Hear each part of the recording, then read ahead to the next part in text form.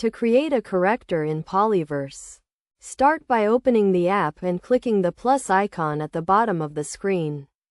A window will open, allowing you to select the character type. You can choose a regular character, a multi-role character, or base it on a specific show. If you opt for the latter, you can select from various options, such as My Hero Academia, and even view more shows or enemies by clicking the More option.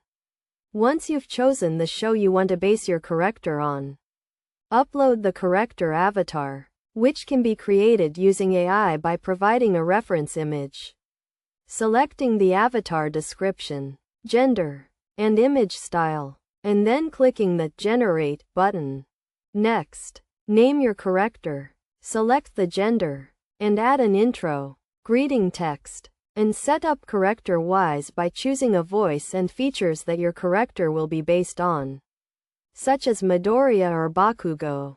You can also fill in details like the role in the story, relationships, and more. After completing these steps, click Create and Chat to bring your character to life. Alternatively, you can create a regular character by clicking the Record button, entering a reference image, description, and image style, and then clicking the Generate button to create your character.